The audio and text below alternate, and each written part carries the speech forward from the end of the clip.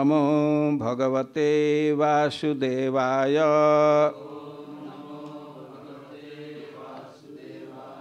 ओम नमो भगवते वासुदेवाय।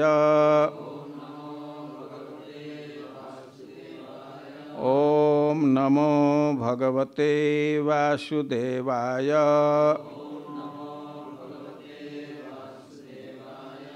श्री शुक उवाच वचो निशम्य नन्दस्य तथान्येषां व्रजौकसाम् इंद्राय मन्युं जनयन् पितरं प्राह केशवः। श्री शुक उवाच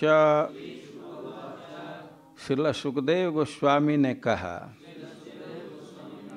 वचः शब्द निशम्य सुनकर नंदस्य महाराज नंद के तथा और अन्येषां अन्यों के ब्रज ओकसाम ब्रज के निवासियों के इंद्राय इंद्र हेतु मन्युम क्रोध जनयन उत्पन्न करते हुए पितरम अपने पिता से प्राह बोले केशव भगवान केशव।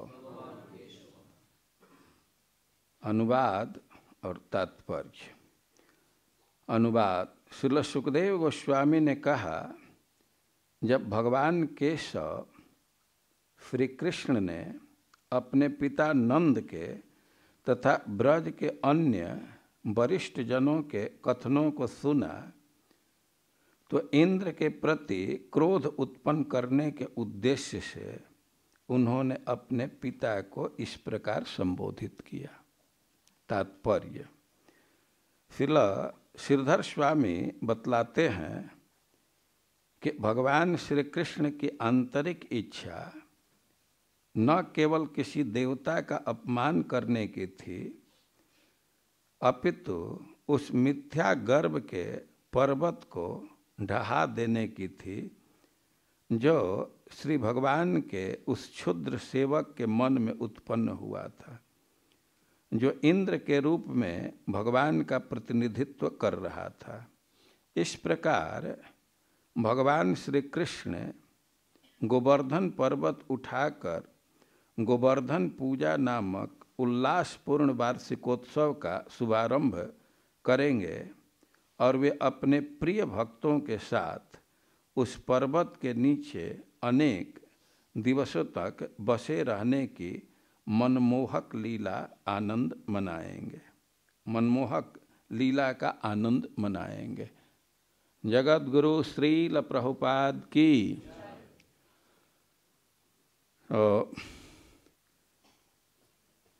हमें प्रसन्नता है कि एक अवसर मिला गिरिराज जी के चरणों में बैठ करके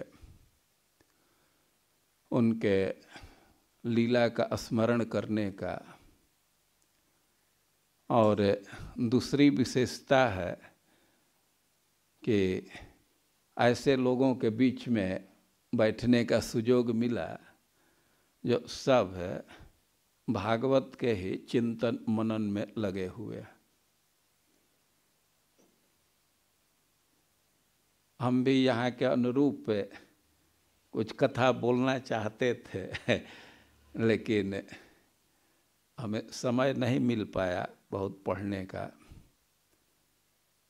हमको दूसरी सेवा में लगा दिया गया तो वो इससे भी महत्वपूर्ण था, उसकी उपेक्षा नहीं की जा सकती थी।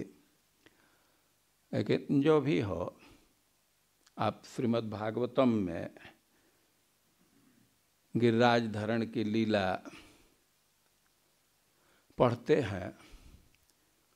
यह 24वें अध्याय में 24वें अध्याय से प्रारंभ होता है।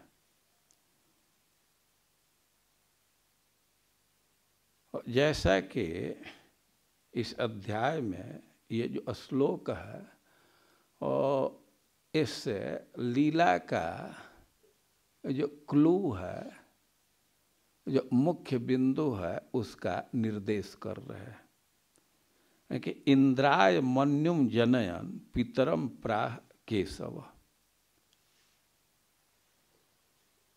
इसमें भगवान कुछ वचन बोल रहे हैं, और वचन कैसे बोल रहे हैं कि बचो निशम्य नंदस्य। पहले नंद बाबा की बात को सुने और इसके बाद नंद बाबा से कुछ कह रहे हैं, अपने पिता से कह रहे हैं। लेकिन ये जो भी वार्तालाप है, ये क्रियाकलाप है, और उसके पीछे मुख्य उद्देश्य है इंद्र में क्रोध उत्पन्न करना। इंद्राय मन्युम जनयन, क्या अर्थ होगा? इंद्र को कुपित करना या इंद्र के प्रति कुपित करना, दोनों अर्थ इसमें है। ओ भगवान लीला विलासी हैं, विचित्र विचित्र लीला करते हैं। तो गोवर्धन धारण की लीला के पीछे विचित्र बात है कि एक व्यक्ति को क्रोध दिलाने के लिए ये सब कर रहे हैं।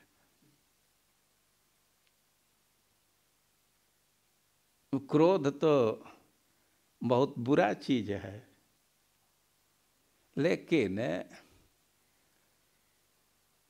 तो भगवान हैं, केशव हैं,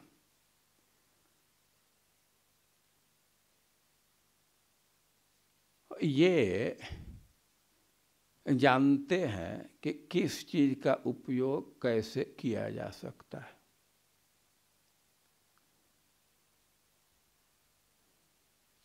जैसा आप परपर्ट में पढ़ रहे हैं कि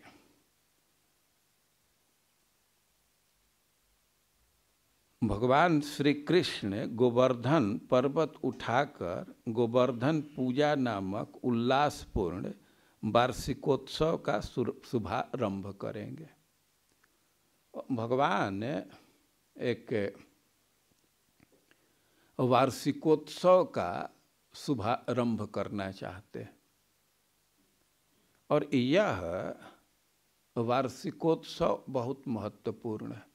श्रील प्रभुपाद जी लिखते हैं कि इस उत्सव को सब वैष्णव लोग मनाते हैं।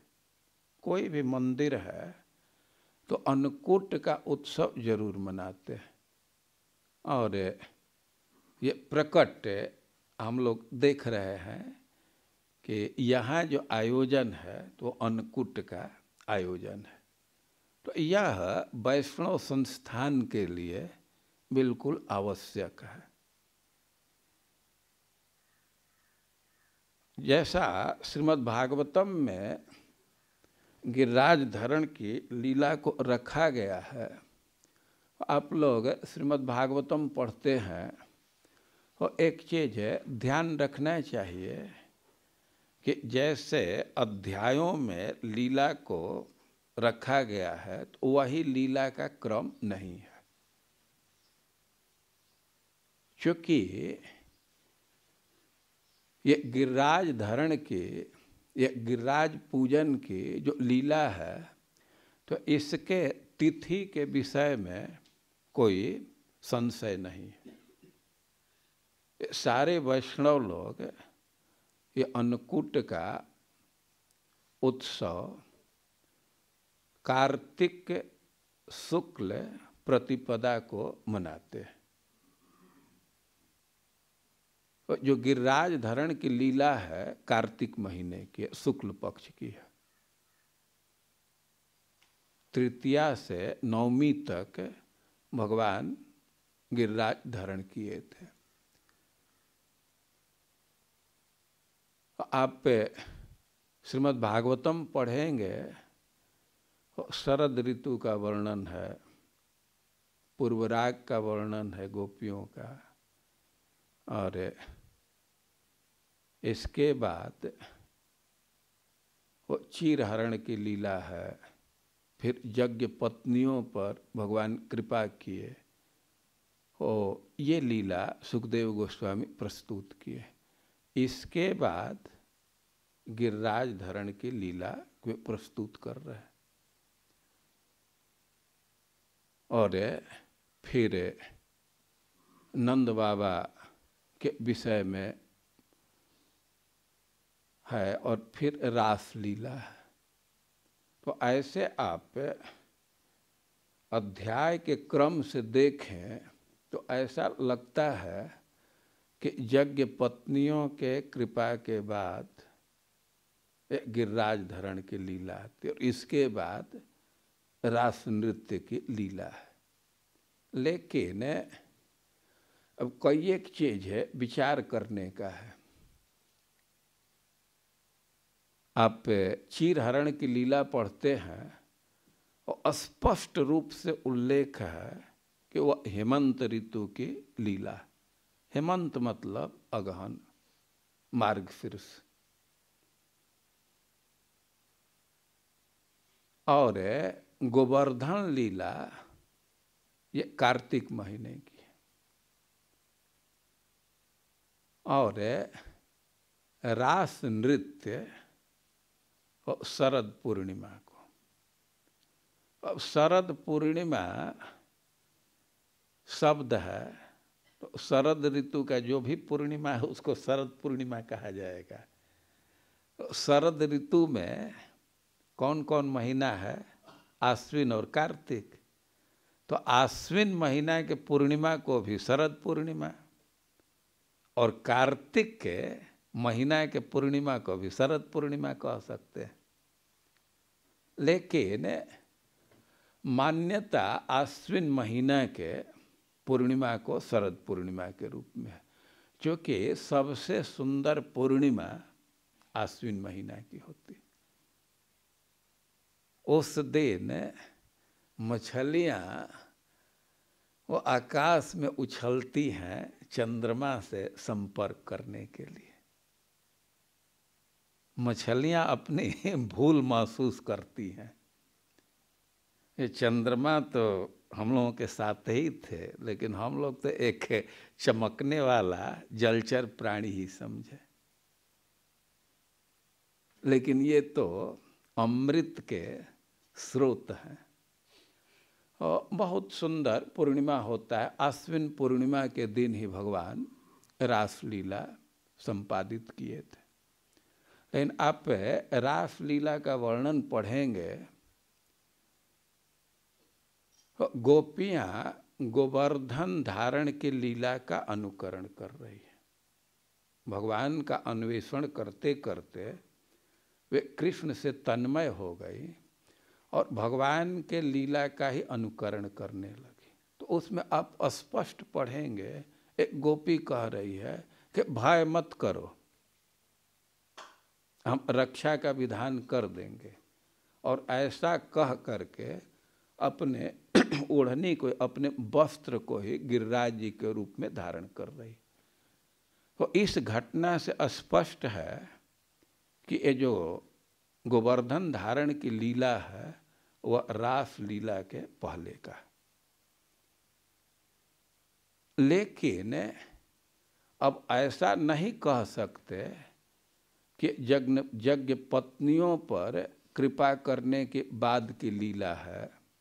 और उसका कारण यह है कि चीरहरण की लीला भगवान हेमंत ऋतु में किए और गोपियों को वचन दिए कि हम तुम्हारे साथ शरद की रात्रियों में रमण करेंगे, विहार करेंगे। और रासलीला का जो प्रथम श्लोक है, भगवान न पिता रात्रि, यद्यपि इसके अनेक व्याख्या हैं, लेकिन एक व्याख्या है कि भगवान जिस रात्रि का वचन दिए थे उस रात्रि को देख लिए। ध्यान रखिएगा, एक व्याख्या है उसकी, अब ओरिजिनल व्याख्या कुछ और ही है। भगवान पिता रात्रि बहुवचन में प्रयोग है। तो भगवान रासलीला करना चाहते थे, लेकिन अनुकूल समय नहीं मिल रहा था। अब उधर जाने पर तो इधर बहुत कम कुछ कह पाएंगे, लेकिन आप लोग भागवत के स्टूडेंट हैं, इसलिए इस बात को समझना चाहिए। भगवान पिता रात्रि, रात्रि बहुवचन में, भगवान पिता रात्रि, उसको भगवान देखे, दृष्टवा शरदोत्फुल्ल मल्लिका। बहुवचन का अर्थ किया गया है कि भगवान की इच्छा हो रही थी रास नृत्य करने के लिए, लेकिन वह एक रात्रि में संभव नहीं था। क्योंकि रास नृत्य की परिभाषा ही है कि एक नायक बहुत नायिकाओं के साथ विविध प्रकार के ताल तरंग से, विभिन्न शैली में, विभिन्न ताल तरंग में नृत्य करता है, तो इसको रास कहते हैं। जो संगीत के जानकार हैं उनको पता है कि संगीत की कितनी विधाएं हैं। हम लोगों को तो कुछ ज्ञान नहीं है, लेकिन हम लोग मेला देखे हैं। हम लोगों को कोई अट्रैक्शन नहीं था, लेकिन ध्रुपद मेला होता था बनारस में, और भारत के सब हिस्सा से लोग आते थे। कभी कभी हम लोगों के छात्रावास के बगल में भी होता था, और टाइटी टाइटी रात भर हो रहा है, ध्रुपद एक ताल में ही। हम लोगों को कुछ समझ में नहीं आता था, लेकिन जो जानकार हैं उसका आस्वादन करते हैं। तो एक ध्रुपद के लिए ही 3-3 दिन तक चलता था। तो आप रासलीला में भी ध्रुपद का नाम सुनते हैं, तो उसके लिए बहुत समय की आवश्यकता थी। अब भगवान के इस संकल्प को देख करके सब रात्रियां समवेत रूप से इकट्ठा हो गई। तब भगवान देखे कि हाँ, अब उपयुक्त वातावरण, उपयुक्त समय आ गया। तो अब यह कह रहे हैं कि एक व्याख्या यह है, और यह ज़्यादा समीचीन है, लेकिन एक व्याख्या है भगवान पिता रात्रि। जिन रात्रियों का उल्लेख किए थे भगवान, वचन दिए थे, वो शरद की रात्रि जब उपस्थित हो गई, तो भगवान रंतुम मनश्चक्रे, अब गोपियों के साथ विहार करने का संकल्प लिए। भगवान वचन दिए थे कि शरद रात्रियों में विहार करेंगे। वो जब चीर हरण हुआ, उसके 11 महीने बाद या 10 महीने बाद रासलीला है। और यह जो गोवर्धन धारण की लीला है, वह भगवान 7 वर्ष की अवस्था में किए थे। तो इन सब तथ्यों के आधार पर यह स्थापित किया गया है कि जो गोवर्धन धारण की लीला है, वह चीर हरण के लीला से पहले की लीला है। तो भाई बाद में सुखदेव गोस्वामी क्यों वर्णन किए? उसका कारण यह है कि जब सुखदेव गोस्वामी पूर्वराग का वर्णन कर रहे थे, तो अब कांता भाव इतना उनके मन पर छा गया कि उसी भाव की लीला को, जो बाद की लीलाएं हैं, उसको अभी पहले बोल दिए। समझ रहे हैं सिद्धांत ना? तो हम एक बात इसको कह रहे हैं कि यह जो गोवर्धन धारण की लीला है, तो जैसे अध्याय का क्रम दिया गया है, इस क्रम से नहीं है। ये चीर हरण के पहले की लीला है। और इस लीला के विषय में जैसा मैं पहले उल्लेख किया कि मुख्य चीज है कि भगवान इंद्र में क्रोध उत्पन्न करना चाहते थे। वे क्रोध क्यों उत्पन्न करना चाहते थे? और इसके पीछे कई एक सिद्धांत है। इंद्र भी भगवान के भक्त है, बहुत प्रिय भक्त हैं, लेकिन वे अकिंचन भक्त नहीं है। उनका ऐश्वर्य है और इस संसार का यह स्वरूप है कि व्यक्ति पद पर होता है तो उसमें अभिमान आ ही जाता है। जो सुंदर शरीर प्राप्त किया है, उत्तम कुल में जन्म लिया है, बड़ा पद प्राप्त किया है, विद्या अर्जित किया है और उसमें अभिमान न आ जाए तो यह तो भगवान की बहुत भारी कृपा है। ये भगवान खुद अपने मुख से बोले हैं। और इंद्र भगवान के भक्त हैं, लेकिन वे अभिमान से ग्रसित हो गए थे। बहुत भारी दर्प भर गया था, बहुत भारी घमंड भर गया था।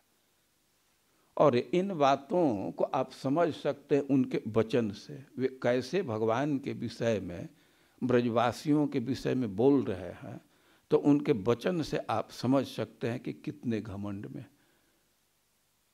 भगवान ने अपने भक्त इंद्र के घमंड को दूर करना चाहते थे और उसी के लिए वो अपना रणनीति बनाए। वे क्रोध उत्पन्न करना चाहते हैं और उसके बाद उसके घमंड को दूर करेंगे। और दूसरी बात यह भी है कि भगवान को यह पसंद नहीं है कि हमारे जो अनन्य भक्त हैं वे देवता की पूजा करें। आप भक्ति के सिद्धांत को जानते हैं। जहाँ अनन्य भक्ति की बात है वहाँ अन्य देवी देवता के उपासना का कोई स्थान नहीं है।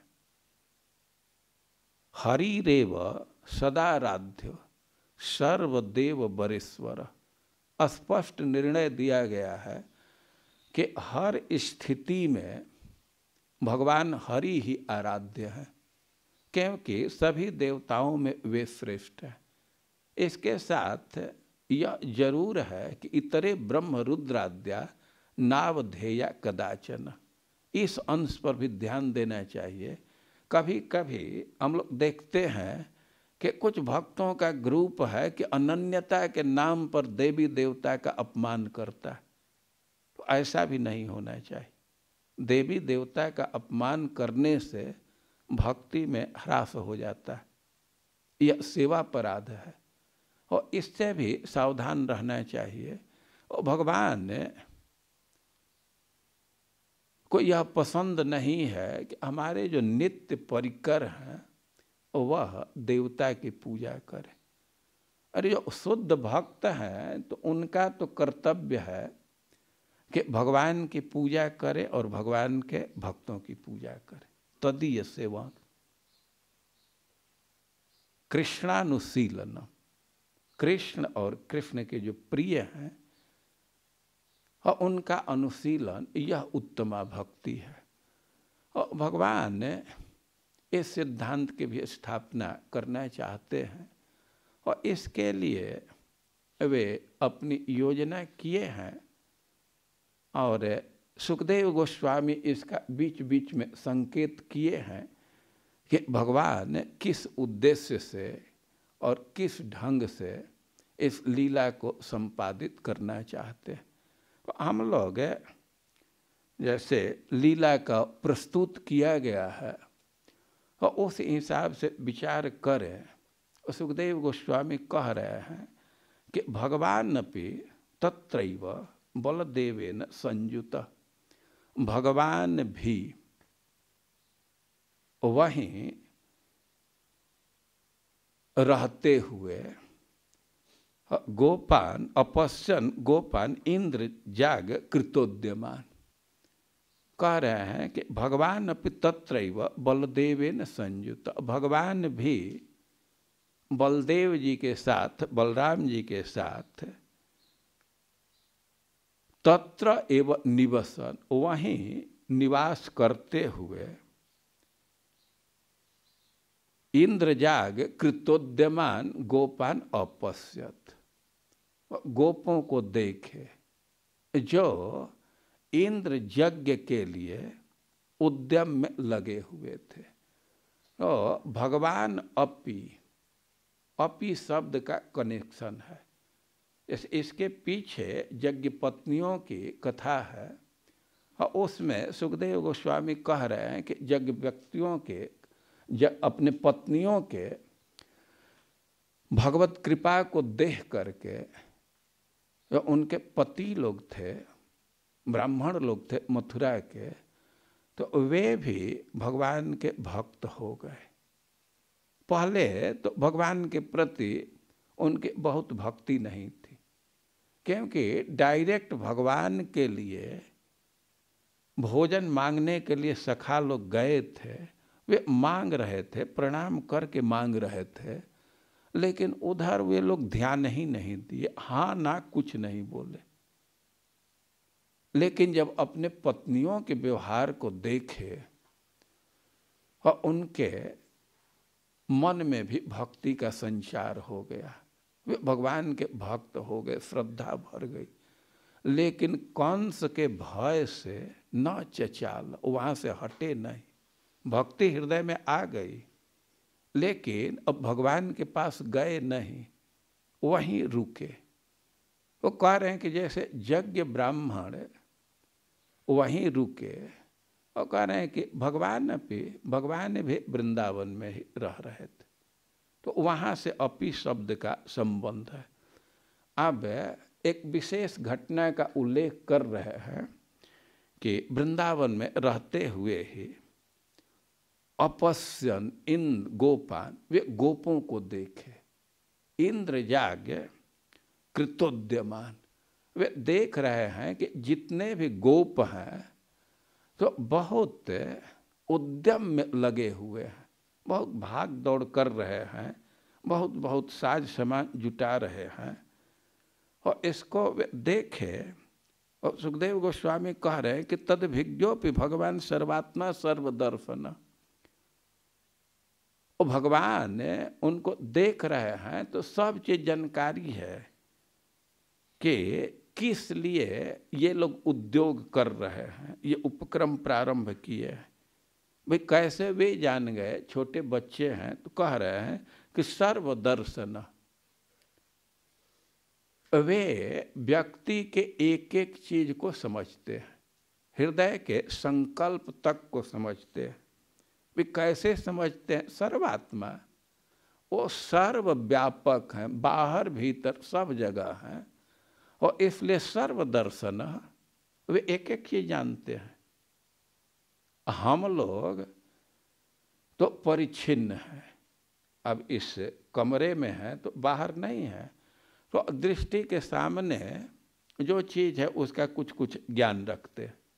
लेकिन भगवान तो सर्वात्मा सर्वव्यापक है, ऐसा कोई जगह नहीं है जहाँ भगवान नहीं है, इसलिए सर्वदर्शन, सब चीज जानते हैं। और ये गोप लोग किस लिए भाग दौड़ कर रहे हैं इसका उनको पूरा पूरा ज्ञान है, लेकिन फिर भी प्रफ्रयावन तो पृच्छन वृद्धानंद पुरोगमान, फिर भी बहुत विनय पूर्वक अवनत हो करके और उनसे पूछ रहे हैं, जो बड़े बूढ़े गोप हैं उनसे पूछ रहे हैं, खास करके नंद पुरोगमान, गोप लोग जो यज्ञ की तैयारी कर रहे थे, तो नंद महाराज उसमें लीडर थे, वही अघर थे, वही आगे आगे चल रहे थे, उन्हीं के निर्देश में सब कुछ हो रहा था। तो भगवान ये सब भाग दौड़ देख करके, तैयारी को देख करके, और बहुत नम्रता पूर्वक उनसे पूछ रहे हैं, कह रहे हैं कि कथ्यता में पिता कोयम संभ्रमो व उपागत किम फलम कस्य वो देश चोदेश केन वा साध्यते मख। वे अपने पिताजी को संबोधित करके पूछ रहे हैं, कथ्यता में पितः कोयम संभ्रमो वह उपागत, यानी कि आप लोग बहुत भाग दौड़ कर रहे हैं, आप लोगों में हलचल बहुत है, ये कैसा हलचल आ गया है, कैसा संभ्रम है, ये हमको बतलाइए। तो भगवान ने जब ऐसा पूछे नंद महाराज, तो नंद बाबा बहुत सहज भाव में बोल दिए कि बेटे यज्ञ की तैयारी चल रही है। तो अब पूछ रहे हैं किम फलम कस्य वो देश केन वा साध्यते मख, यज्ञ की तैयारी है, यज्ञ किस उद्देश्य से किया जा रहा है, नहीं यज्ञ का लक्ष्य क्या है, किस फल की प्राप्ति के लिए यज्ञ किया जा रहा है, और इसके लक्ष्य कौन है, किसके लिए यज्ञ हो रहा है, और केन वा साध्यते मख, कौन यज्ञ करने वाला है। केन दो अर्थ में, ने किस व्यक्ति के द्वारा संपादित हो रहा है या किस वस्तु से यज्ञ का संपादन किया जाएगा, कौन यज्ञ का संपादन करने वाला है, किस वस्तु से यज्ञ का संपादन किया गया होगा, और इसको बतलाइए। एतद् ब्रूहि महान कामो मह्यम शुश्रूषवे पिता नहि गोप्यम साधूनां कृत्यम सर्वात्मनामिह। अब ऐसे पूछने लगे, और नंद बाबा छोटा बच्चा है, सोचे थे और पूछ रहा है, एक शब्द में उत्तर दे देंगे, शांत हो जाएगा। यज्ञ की तैयारी चल रही है, लेकिन अभी यज्ञ के विषय में प्रश्न करने लगे। अब ये छोटा सा लड़का ये यज्ञ के विषय में प्रश्न कर रहा है, कैसे इसको बतलाया जाए, ये क्या समझेगा। तो वे अब उत्तर दे नहीं रहे। यद्यपि नंद बाबा बहुत प्रसन्न है इस अर्थ में कि 6-7 साल का है, लेकिन कितना व्यवस्थित प्रश्न कर रहा है। प्रश्न तो स्टेप बाय स्टेप कर रहा है। ये प्रश्न पूछना भी एक कला है, सब लोग नहीं प्रश्न पूछ पाते हैं। कभी कभी तो लोग प्रश्न पूछने के लिए खड़ा होते हैं तो संशय हो जाता है कि वो प्रवचन कर रहे हैं कि प्रश्न करेंगे। और आप लोग विद्यालय में हैं, यह एक कौशल है, इसको भी सीखना पड़ता है। खास करके टीचिंग का टूल है, प्रश्न से कोई एक चीज सिखा दिया जाता है।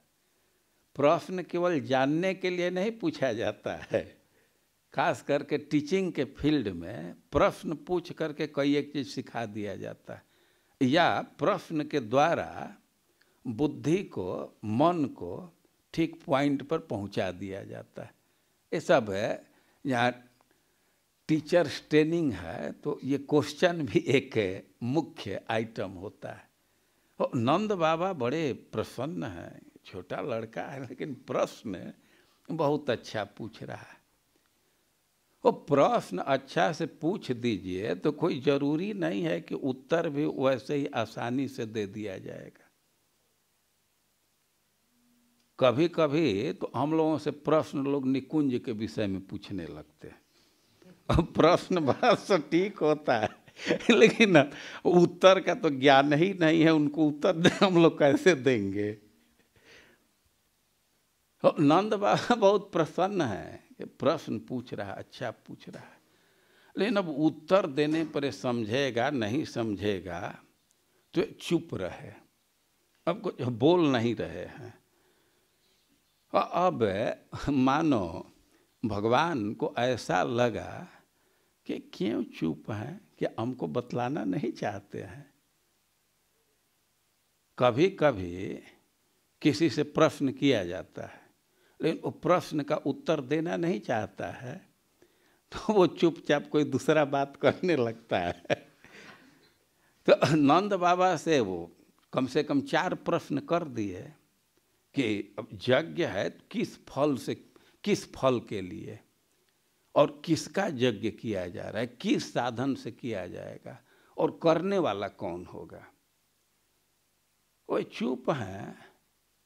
तो फिर भगवान कह रहे हैं कि एतद् ब्रूहि महान कामो मह्यम शुश्रूषवे पिता, कि अरे बतलाइए, हमको सुनने की बहुत इच्छा है, या पूछने के पीछे आधार दे रहे हैं कि महान कामो, हम इतना अनुमान कर रहे हैं, भगवान कह रहे हैं, देख रहे हैं कि आपकी बहुत रुचि है इस यज्ञ में, बहुत भारी आपकी संलग्नता है, आपके भीतर कोई कामना है, तो हम जानना चाहते हैं और इसको बतलाइए।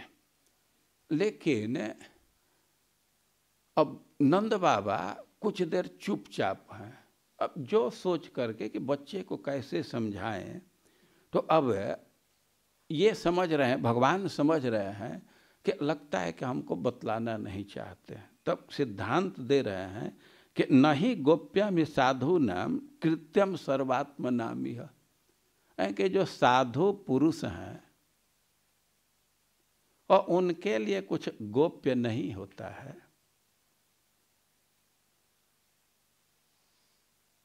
ये सिद्धांत दिया जा सकता है कि भाई कोई आपका प्लान है और उसको सबसे नहीं बतलाना चाहिए। नीति भी है कि मनसा चिंतितम कार्यम न वचसा प्रकाशयेत, और मन में कुछ योजना है तो वचन से उसको प्रकाशित नहीं करना चाहिए। आप बलि महाराज के प्रसंग में भी पढ़ते हैं कि अदिति के समक्ष जब भगवान प्रकट हुए और कहे कि तथापि पायो मम देवी चिंत्य, हम तो कोई उपाय करेंगे, लेकिन कह रहे हैं कि इसको किसी से कहना मत कि भगवान आए थे। पृष्ठयापि कथंचन, कोई पूछे फिर भी मत बतलाना, क्योंकि देवताओं का कार्य जब छिपा करके रखते हैं तो उसकी सिद्धि हो जाती है। कोई आपकी योजना है और उसको बहुत प्रकाशित कर दीजिए, तो कई एक विरोधी खड़ा हो जाते हैं। हम देखे हैं कि कई एक लोगों को जब एम्बेसी में जाना होता है तो डेट का पता नहीं चलने देते हैं कि कोई ऑब्जेक्शन न कर दे। तो कहीं कहीं गोपनीयता का भी महत्व है, लेकिन भगवान सिद्धांत दे रहे हैं कि नहीं गोप्यम साधु नाम कृत्यम सर्वात्मनाम इह, कह रहे हैं कि जो साधु पुरुष हैं तो उनका कोई व्यवहार तो छिपाया नहीं जाता, वो तो नहीं कोई अपना व्यवहार छिपाते हैं। सर्वात्मना, अब वे तो महात्मा हैं, सब लोग उनके अपने हैं, तो इसलिए वे अपने व्यवहार को, अपने कृत्य को, अपने कार्य को गोपनीय नहीं रखते हैं। जो साधु हैं, सर्वात्मा हैं, सर्वात्मा मतलब सबको अपना ही मानते हैं, आत्मा मतलब अपना, तो सब अपना ही है, और वे कुछ छिपा करके नहीं रखते हैं। और सिद्धांत तो दिए कि साधुओं के लिए, महात्मा के लिए कुछ भी गोप्य नहीं है। लेकिन मानो नंद बाबा कह दें कि अरे बेटा हम वैसा महात्मा नहीं, हम गृहस्थ हैं हमारी तो पत्नी है, अब पत्नी और बच्चे वालों को कोई एक चीज छिपा करके रखना होता है।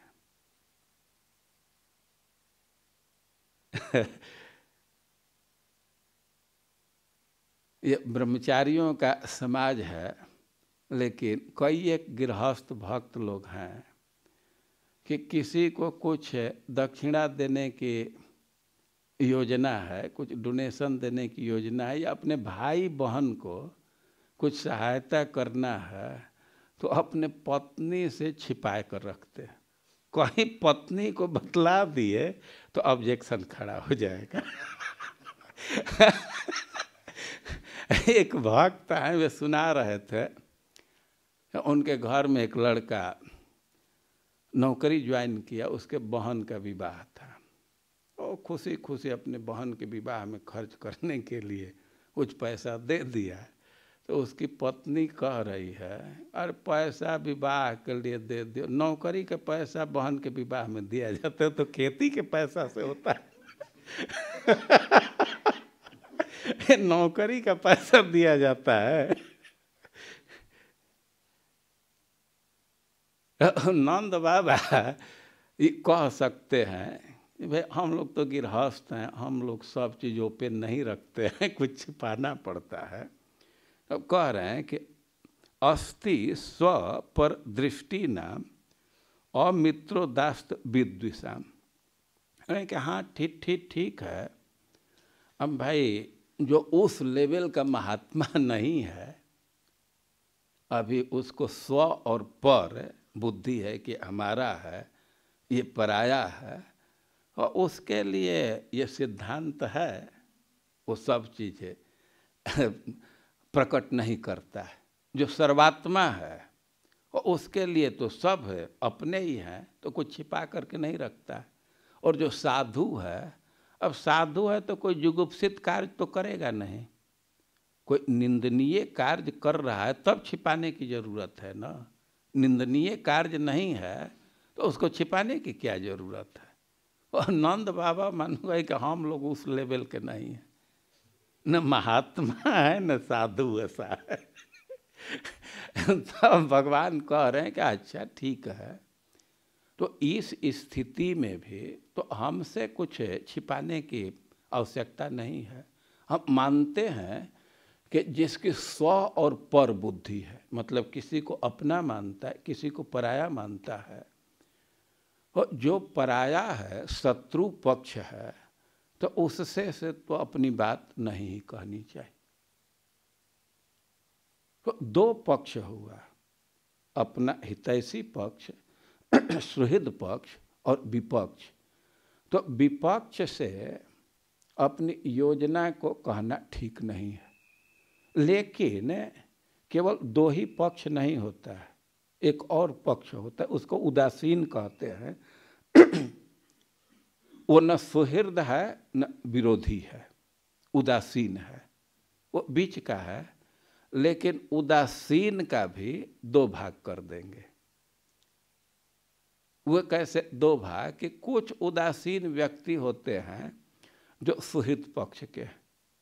सुहित पक्ष का अर्थ है कि जो व्यक्ति किसी का हित करना चाहता है, उसके लिए प्रयास करता है, एक्टिव रहता है।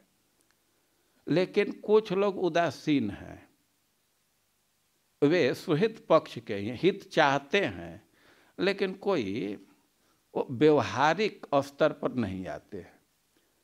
और कुछ लोग विरोधी हैं, वो विरोध करते हैं। और कुछ लोग हैं कि कुछ विरोध करते नहीं हैं, उदासीन रहते हैं, लेकिन हैं विरोधी पक्ष के। तो दोनों में क्या अंतर होता है भाई? वो विरोध नहीं कर रहे हैं, विरोधी पक्ष के हैं, और ये हित नहीं कर रहे हैं और सुहित पक्ष के हैं। दोनों में अंतर क्या है? अंतर यह है कि वो विरोध करते नहीं है, लेकिन कोई विरोध किया तो प्रसन्न हो जाएंगे, उनको खुशी होगी। और जो सुहित पक्ष के हैं तो हित तो नहीं कर रहे हैं, लेकिन उसका हित हो रहा है, उसको सुख आ रहा है, तो उसमें वे प्रसन्न होंगे। और जो विपक्षी है लेकिन उदासीन है, उदासीन का अर्थ है कि कोई योजना नहीं कर रहा है, कोई व्यवहार में विरोध नहीं कर रहा है, लेकिन उसका दुख होगा तो उसको भी प्रसन्नता हो जाएगी। तो भगवान कह रहे हैं कि उदासीनो अरिवद वर्जित। जो विरोधी पक्ष का है और उदासीन है मतलब वो सक्रिय नहीं है, लेकिन उसको भी शत्रु जैसा ही मानना चाहिए, उससे भी गोपनीय बात नहीं बोलना चाहिए। लेकिन आत्मवत् सुहृदुच्यते, लेकिन जो सुहित है पक्ष का है तो बिल्कुल आत्मीय है। तो भगवान के कहने का आशय यह है कि मैं तो आपका पुत्र हूँ, बिल्कुल आत्मीय है, तो हमसे तो किसी स्थिति में कोई बात छिपाने का कोई जगह नहीं है, अवकाश नहीं, औचित्य नहीं है। तो हमसे छिपाने का कोई आवश्यकता नहीं, हमसे बतलाइए। और भगवान सिद्धांत दे रहे हैं कि कोई योजना है, कोई विशिष्ट कार्य है, और उसको तो अपने संबंधियों से कहना चाहिए। ज्ञात्वा ज्ञात्वा च कर्माणि जनोयम अनुतिष्ठति विदुषः कर्म सिद्धि स्यात् यथा न विदुषो भवेत्। कह रहे हैं कि कोई भी उपक्रम है, कोई योजना है, तो उस पर विचार करना चाहिए। इस संसार में दो तरह से लोग कार्य करते हैं। एक है कार्य को समझ करके, और ये बिना समझे देखा देखी करते हैं, लेकिन दोनों में अंतर है। जो समझ करके कार्य करते हैं तो विदुषः कर्म सिद्धि स्यात्, उनका कार्य सिद्ध हो जाता है, उनको सिद्धि मिल जाती है। लेकिन जो बिना विचार किए, बिना समझे किसी योजना को संपादित कर रहे हैं, किसी कार्य को कर रहे हैं, तो कोई आवश्यक नहीं है कि उनको सिद्धि मिल जाएगी। विचार करके कार्य करना और बिना विचार किए कार्य करने में अंतर है।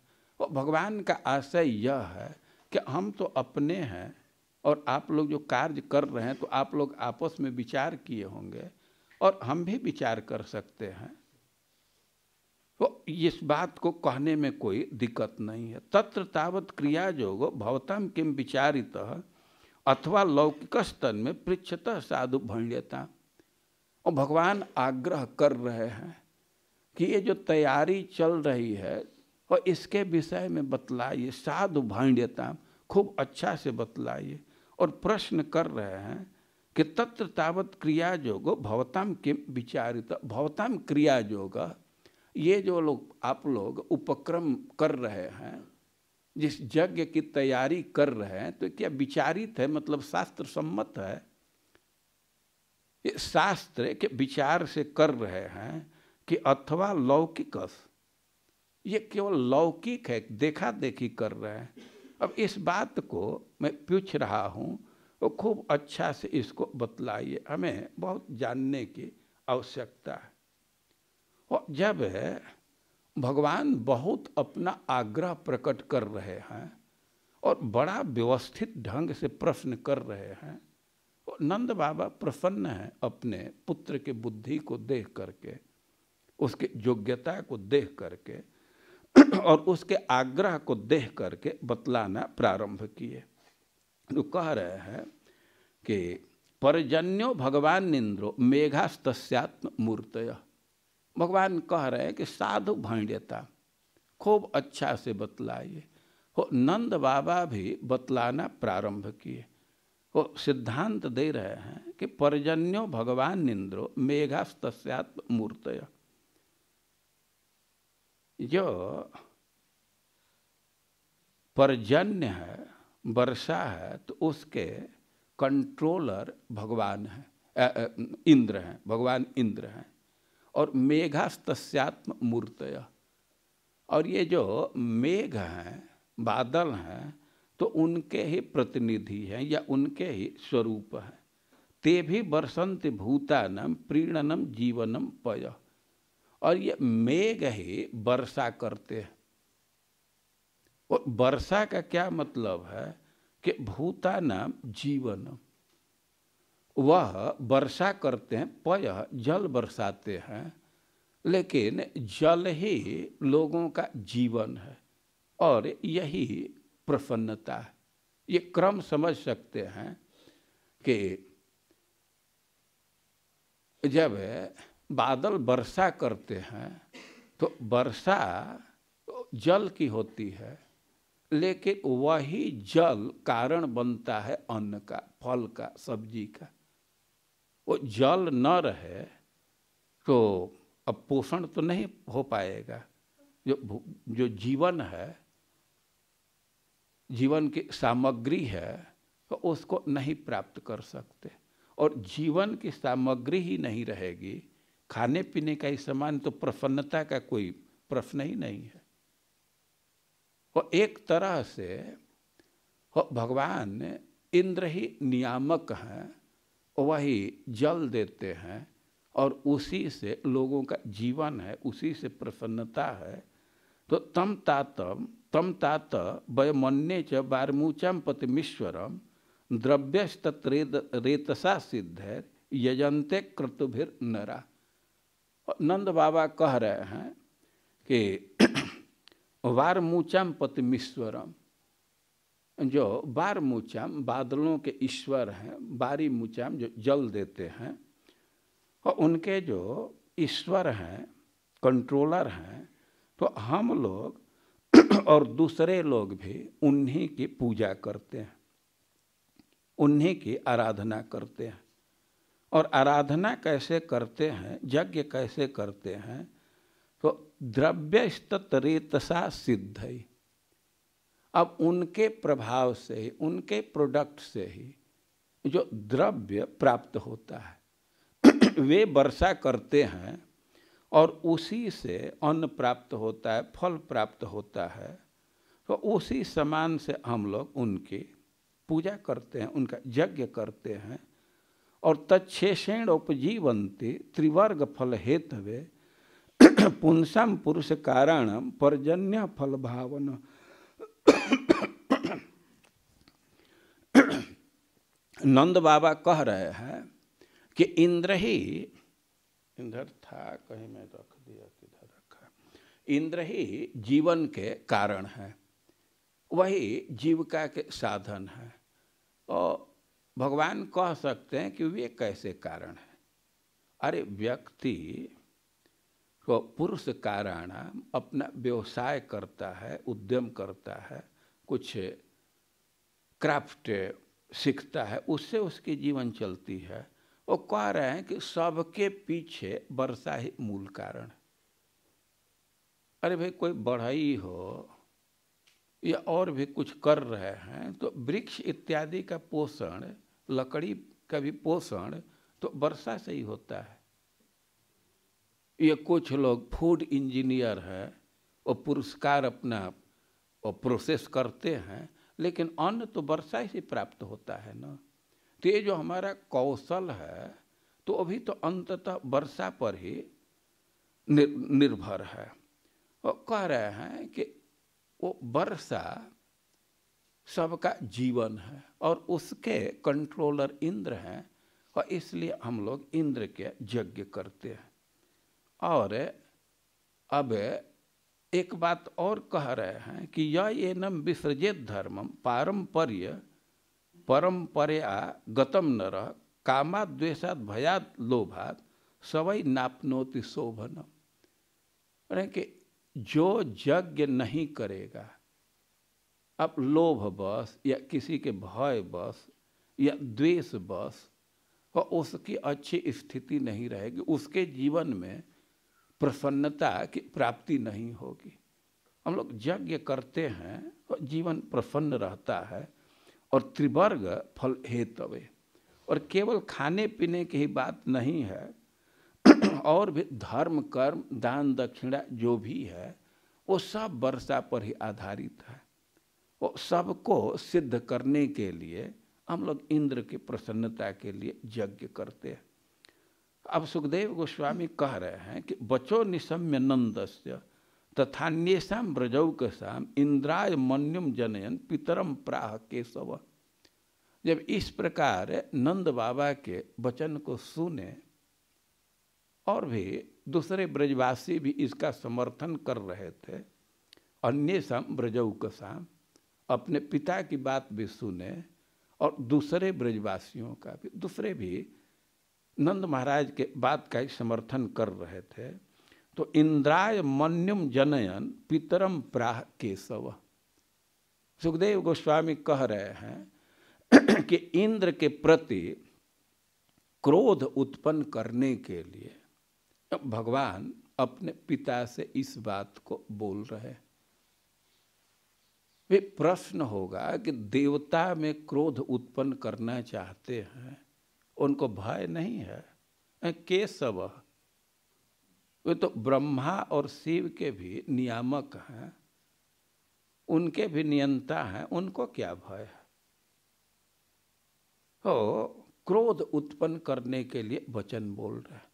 यहाँ भगवान कई एक श्लोक में प्रवचन किए हैं, नंद बाबा को बतलाए हैं, लेकिन इस प्रवचन के विषय में एक चीज ध्यान रखना चाहिए कि भगवान बोल रहे हैं, लेकिन उद्देश्य क्या है? इंद्र में कोप उत्पन्न करना। तो एक खास उद्देश्य से इन वाक्यों को बोल रहे हैं, इसलिए इसको यूनिवर्सल नहीं ग्रहण किया जा सकता, इसको सार्वभौमिक सिद्धांत के रूप में ग्रहण नहीं किया जा सकता। ये जो भगवान का प्रवचन है,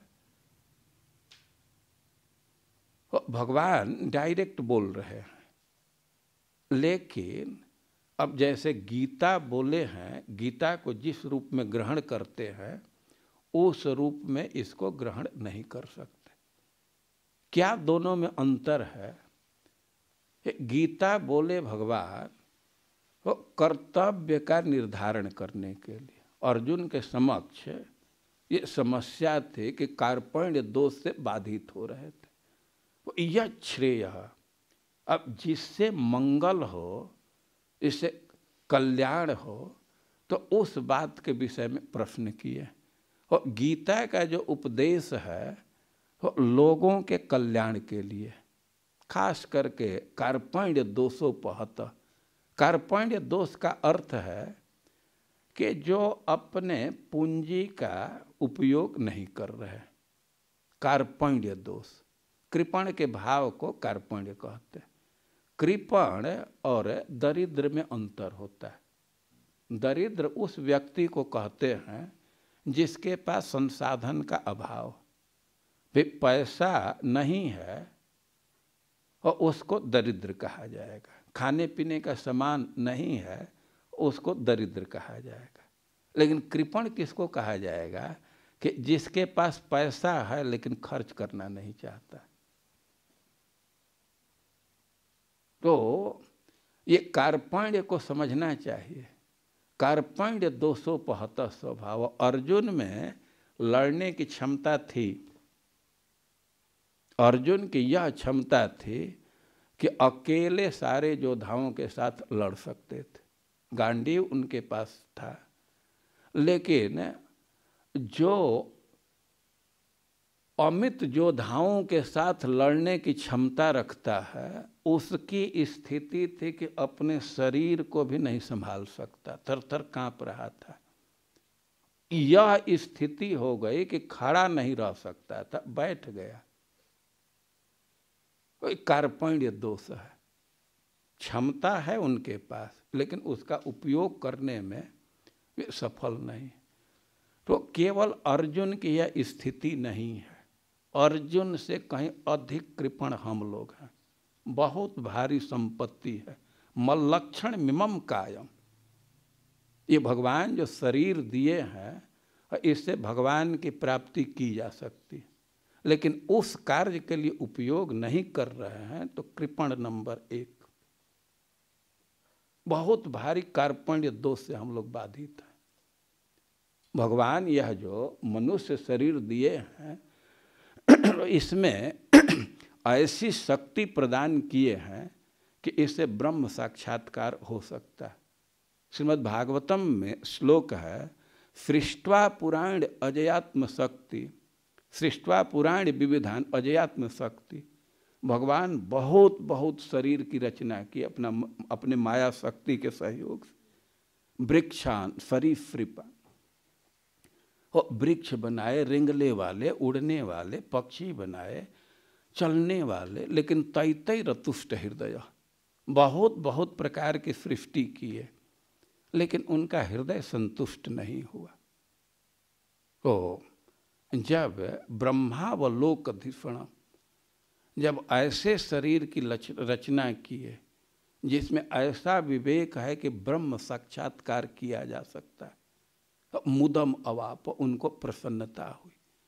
तो भगवान बहुत विचार करके ये मनुष्य सृष्टि की रचना की है। इसको सृष्टि के क्रम में 7वें स्थान पर रखा गया। वो मनुष्य शरीर से वे संतुष्ट हो गए। क्यों? कि ब्रह्मा व लोकधिषणम, इसमें ऐसा विवेक दिए हैं कि ब्रह्म साक्षात्कार किया जा सकता। यह क्षमता है, हम वैकुंठ प्राप्त कर सकते हैं, भगवान को प्राप्त कर सकते हैं। ये पूर्ण क्षमता से युक्त है शरीर इस कार्य के लिए, लेकिन इस दिशा में उपयोग नहीं कर रहे हैं तो हम कृपण हैं।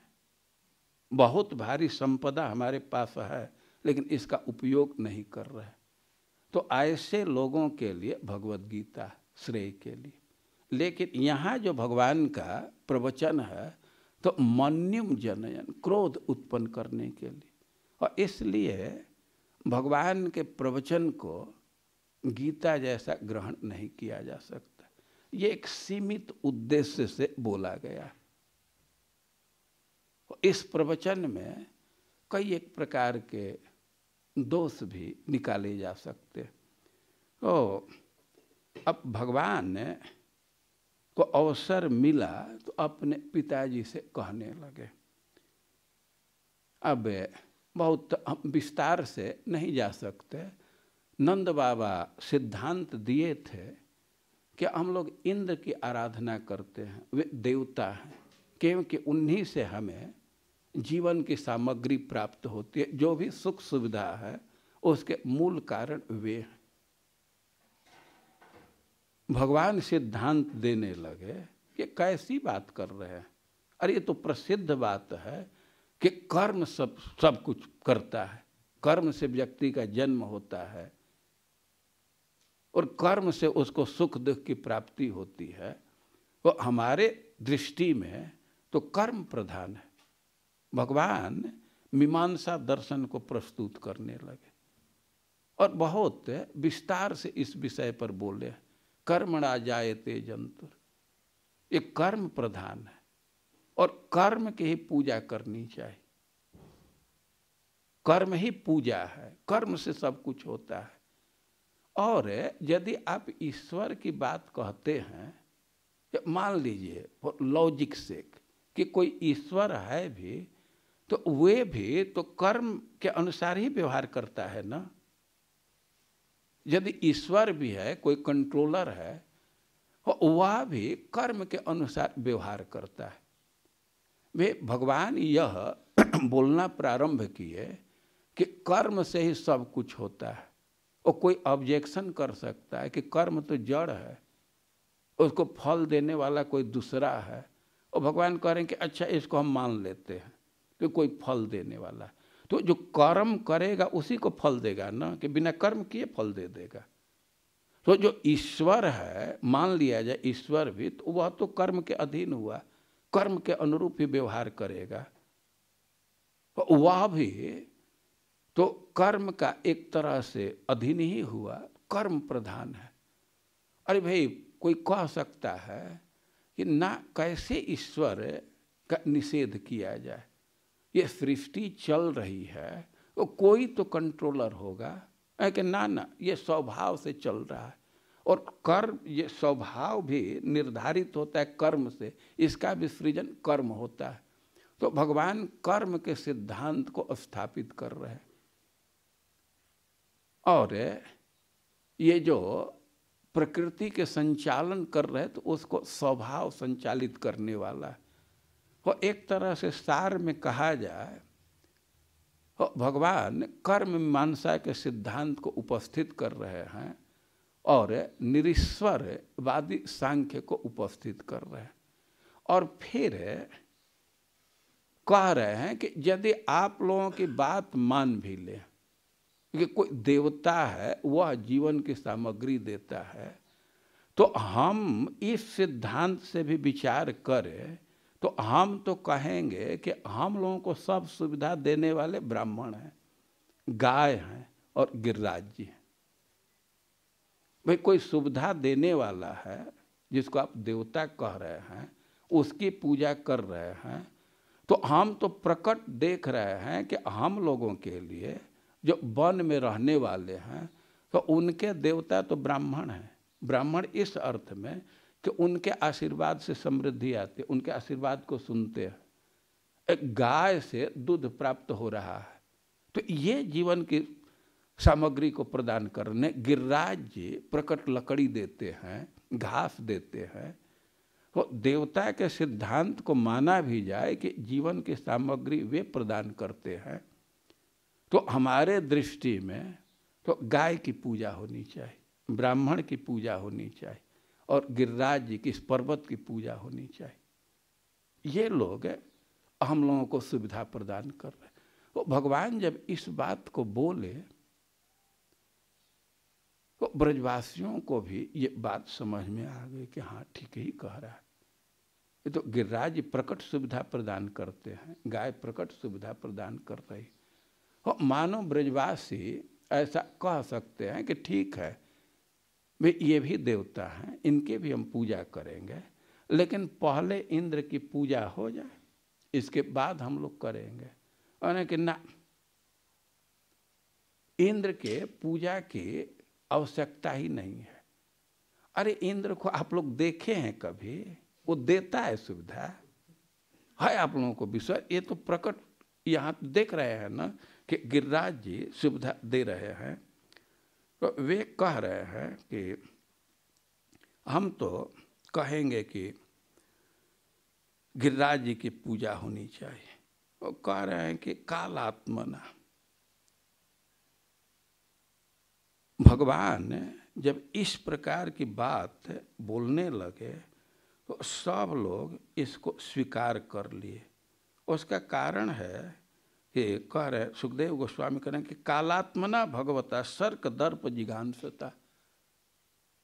भगवान प्रस्ताव रखे कि कैसे पूजा करनी चाहिए। गाय को घास दीजिए, ब्राह्मण को खूब अच्छा भोजन दीजिए, दक्षिणा दीजिए, और जो इंद्र यज्ञ के लिए सामान जुटाया गया है वो इसी का पकवान बना करके और गिरिराज जी को अर्पित किया जाए, और इनको भोग अर्पित करके, बलि अर्पित करके इनकी परिक्रमा की जाए। तो एक एक चीज को वे बहुत क्रम से बतलाए, कहे कि अलग से जुटाने की जरूरत नहीं है, सामान तो जुटा हुआ है, और पच्यंताम विविधा पाका, जो सामान जुटा है वो इसी से विभिन्न प्रकार के पकवान को आप बनाइए। पकवान बनाने का क्रम भी दे रहे हैं। सुपांता पायसादय, सब्जी अंत में बनना चाहिए। पायसादय, जो खीर है, जाऊर है, और इसको पहले बनाना चाहिए, क्योंकि खीर ठंडा होने पर इसका स्वाद बढ़ जाता है, और सब्जी ठंडा होने पर तो स्वाद घट जाता है। वो मेनू बतला रहे हैं, संजाव हलवा बनना चाहिए, लपसी बननी चाहिए, पुआ मालपुआ बनना चाहिए, पूड़ी बनना चाहिए, और ये भगवान गिरिराज को अर्पित करना चाहिए, गिरिराज बाबा को अर्पित करना चाहिए, ब्राह्मणों को दक्षिणा देना चाहिए, गायों को घास देना चाहिए। वे बहुत अच्छा से पूजा पद्धति को बतलाए। अब सुखदेव गोस्वामी कह रहे हैं कि कालात्मना भगवता शक्र दर्पम जिघांसता प्रोक्तम निशम्य नंदाद्या साध्व गृहण तद्वच। भगवान जब गिरिराज जी के पूजा का प्रस्ताव रखे और उनके बात को सब लोग स्वीकार कर लिए, साधु अग्रहणत, खूब अच्छा से स्वीकार कर लिए। और ये जो परंपरा से देवता की पूजा हो रही है, अब उसको छोड़ करके एक बच्चे के बात को कैसे स्वीकार कर लिए? तो कह रहे हैं कि कालात्मना भगवता सर्क दर्प जिघांसता। तो भगवान जब बोल रहे हैं तो उनके पीछे, उनके बोलने के पीछे उद्देश्य है इंद्र के घमंड को दूर करना। और कौन बोल रहा है? सुखदेव गोस्वामी कह रहे हैं कालात्मना, जो काल स्वरूप है, ये काल के भी आत्मा है, उसको भी प्रेरित करने वाले। एक तरह से जो भी घटना हुई है चाहे इंद्र की पूजा हो, इंद्र के पूजा को रोकना हो, गिरिराज जी की पूजा हो, वो सबको प्रेरित करने वाले यही हैं, काल स्वरूप से, काल रूप से। कि काल आत्मना, यह एक दूसरा अर्थ किया जा सकता है कि जो काले रंग का है, जिसका शरीर काला है, वो कालात्मा है। वो भगवान श्याम सुंदर इस बात को कहे और सब लोग स्वीकार कर ली। लेकिन सबसे महत्वपूर्ण बात है कालात्मा। कलयति आकर्षयति सर्व जगत चित्तम इति काल। जो सारे संसार के चित्त को आकर्षित कर ले तो उसको कहा जाएगा काल। तो भगवान और का स्वरूप ही है परम आकर्षक। अरे भगवान को देख करके ही, उनके विषय में सुन करके ही व्यक्ति आकृष्ट हो जाता है, उन पर लट्टू हो जाता है। फिर उनके वाणी को सुन करके, और वे भी टारगेट करके, कोई उद्देश्य बना करके कुछ कह रहे हैं, तो कौन व्यक्ति उसको ग्रहण नहीं कर लेगा। और भगवान जो सिद्धांत दिए हैं वो सिद्धांत सही नहीं है, वो वेद के विरुद्ध सिद्धांत है। लेकिन फिर भी सब लोग उस बात को स्वीकार कर लिए। उसका कारण है कालात्मना। भगवान का ऐसा व्यक्तित्व है, इतना आकर्षक, कि उनके बोली से मुग्ध हो करके सब लोग इस बात को स्वीकार कर लिए। क्योंकि भगवान वो विचित्र लीला करना चाहते हैं, मधुर लीला करना चाहते हैं। वो ब्रजवासी भगवान के बात को स्वीकार कर रहे हैं। इसके पीछे सबसे महत्वपूर्ण कारण है भगवान का आकर्षण। कृष्ण कह रहा है, अब इससे इतना आकृष्ट हो गए कि भले ही वे परंपरा से आ रही है पूजा, उसका त्याग कर दिए। यह ब्रजवासियों की विशेषता है, यह उनके कृष्ण के प्रति स्नेह है, कृष्ण के प्रति आकर्षण है। यह सबसे महत्वपूर्ण बात। कोई फिलॉसफी से आकृष्ट हो करके स्वीकार कर लिए हों, ऐसी ही बात नहीं है। फिलॉसफी भी देखने में तो बहुत अच्छा लग रहा है, कर्ण रोचक है, सुनने में ठीक लग रहा है, लेकिन फिलॉसफी ठीक नहीं है।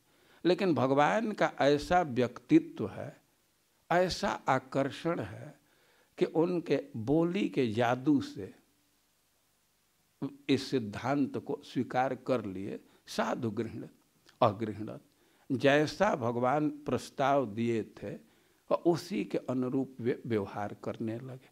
और भगवान क्या प्रस्ताव दे रहे हैं और कैसे इसका संपादन किया गया, इसका परिणाम क्या हुआ, इन सब बातों पर हम लोग कल विचार करेंगे। हरे कृष्ण।